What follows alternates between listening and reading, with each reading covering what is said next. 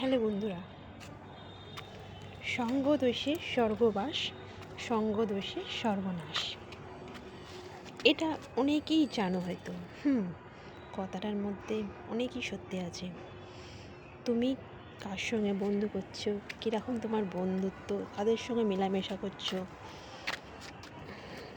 তারা কীরকম, তারা যেমন হবে তুমিও তেমন তাদের সঙ্গে হয়ে যাবে। তাদের মতন চরিত্র, ক্যারেক্টার সম্পূর্ণ তাদের মতন হয়ে যাবে। এই জন্যে সঙ্গদোষে স্বর্গবাস। যদি সঙ্গ ভালো হয় তাহলে তুমি অবশ্যই সত্যের পথে যাবে, আর সঙ্গদোষে সর্বনাশ।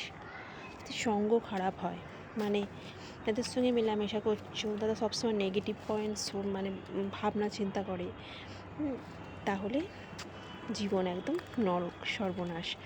তাই সর্বদা সবসময় চেষ্টা করবে যাদের সঙ্গে ওঠা বসা মেলামেশা করো, বন্ধু হোক, আত্মীয় স্বজন যাই হোক, তাদের সোচ মানে তাদের সবসময় পজিটিভ দিমাগ থাকে, এইরকম চেষ্টা করবে। তবে তুমিও মন থেকে শান্তি পাবে,